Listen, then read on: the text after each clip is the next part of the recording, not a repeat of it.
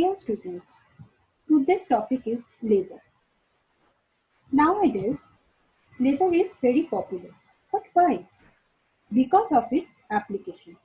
Commonly, laser can be used for barcode reading. Laser printing is very much known. Laser torch is used for PowerPoint presentation. Laser is also used for radio communication in outer space. So, we have to know what is laser. Laser is an acronym. It stands for Light Amplification by Simulated Emission of Radiation. Firstly, we discuss about its property. Laser is a highly monochromatic. Now the question is, what is monochromaticity? Light can be classified into two categories. One is monochromatic and other is polychromatic. Light having only one wavelength is called monochromatic, whereas light having more than one wavelength is called a polychromatic. So, laser is a monochromatic radiation. Second, directionality.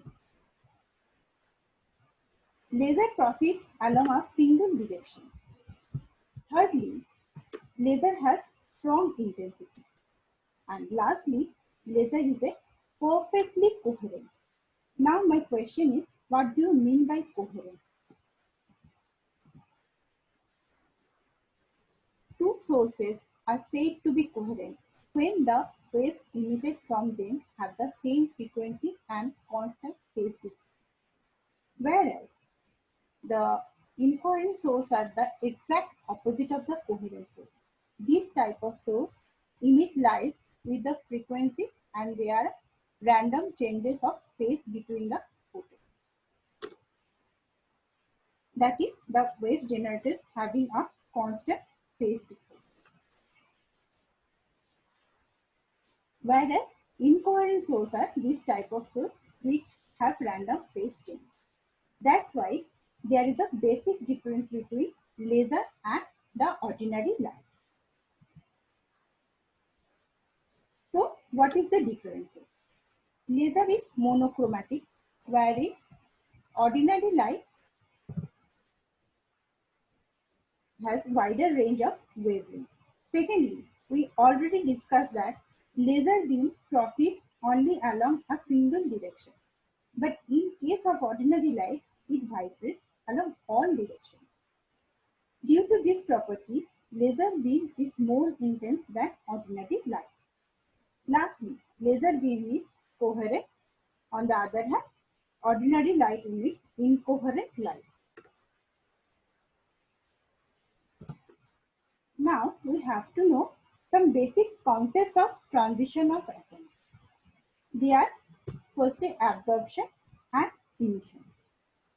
Emission can be categorized in two types.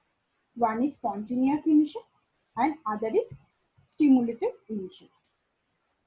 Now my question is, what is absorption? Let us consider one atom in the lower energy state E1. It absorbs photons of incident light and gets energized and moves to the higher energy state E2. This transition process is known as absorption. Now we discuss the process how excited atoms may return to the lower energy state. There is two ways.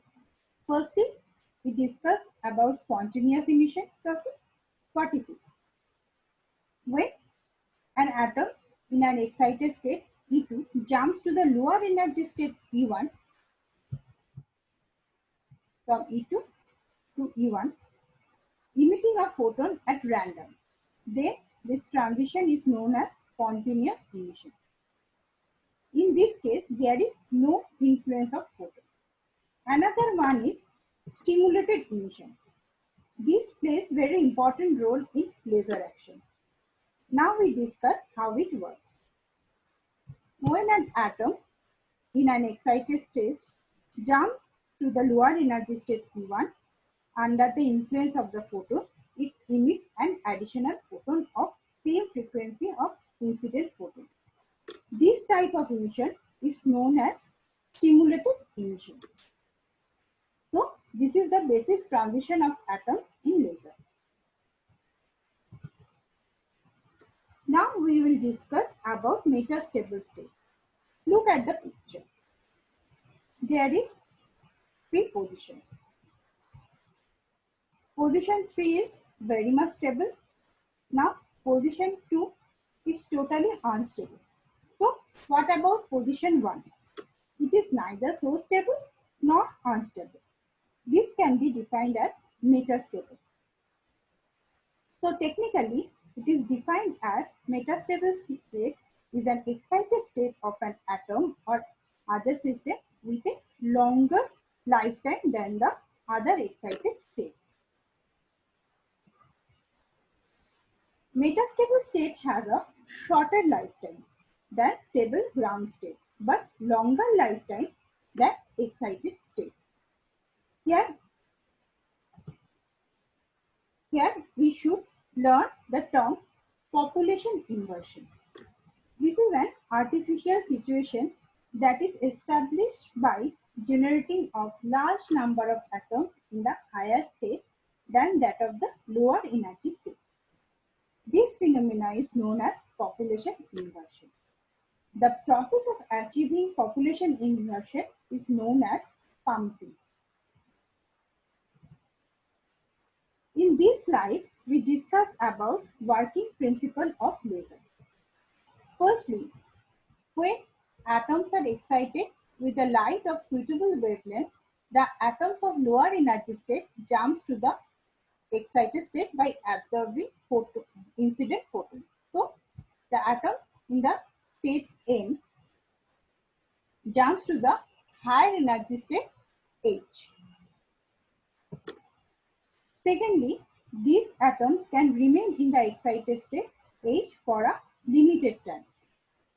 In third stage, these excited atoms drop back by spontaneous emission and get trapped in the metastable state, that is state M.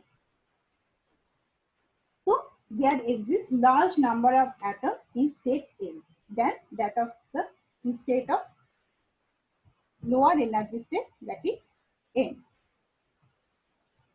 After that, achieving population inversion, which we discussed in the previous slide, a photon obtained by spontaneous emission is made to strike an atom of the metastable state.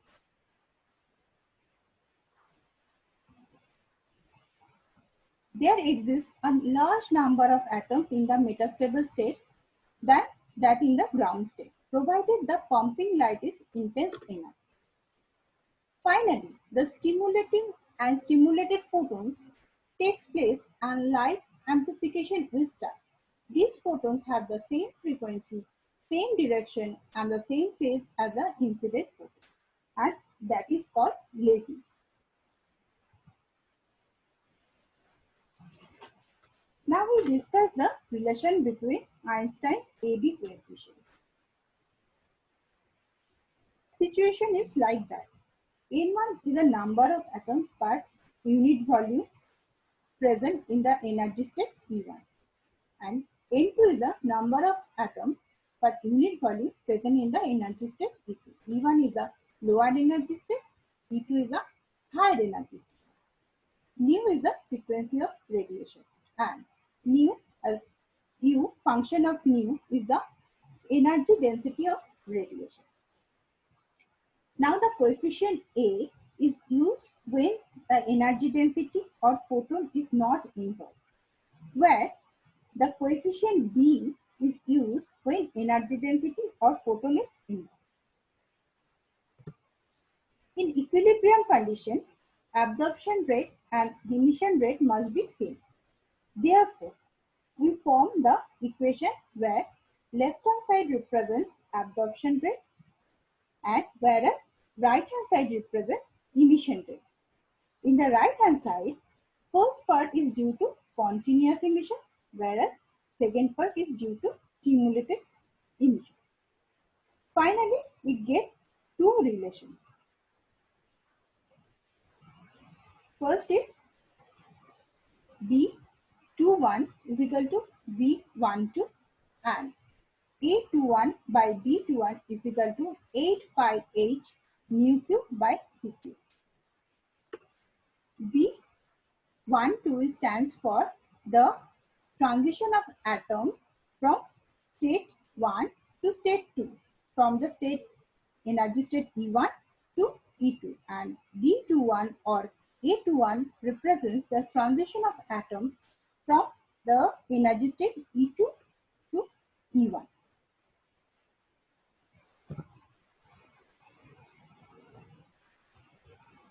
So the first relation, that is B21 is equal to B12, signifies that the probability of stimulated emission is numerically equal to the probability of the stimulated absorption.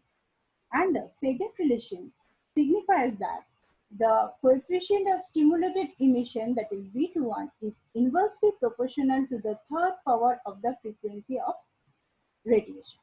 So this is the all about the laser. Thank you.